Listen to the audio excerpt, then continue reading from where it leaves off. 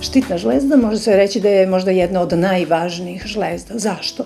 Pa zbog toga što deluje na metabolizam čitavog našeg tela i praktično nema te ćelije da hormoni štitne žlezde ne deluju na nju.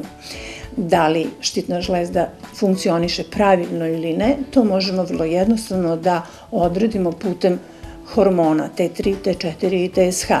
Hormone T3 i T4 proizvodi sama štitna žlezda, a TSH proizvodi hipofiza koja stimuliše pravilan rad te štitne žlezde. Hiperfunkciju definišemo kao pojačani rad štitne žlezde. U tom slučaju osjećamo lupanje i preskakanje srca, osjećamo uzbuđenost, osjećamo nervozu, osjećamo čak i nesanicu, nekada čak i oči postanu malo krupnije i raširene zenice, prosto uznemireni smo.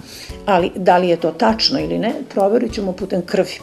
Kada je u pitanju hipofunkcija, a to je smanjeni rad štitne žlezde, u tom slučaju se osjećamo umorno, iscrpljeno, kilogrami se gomilaju, a mi nemamo dovoljno volje.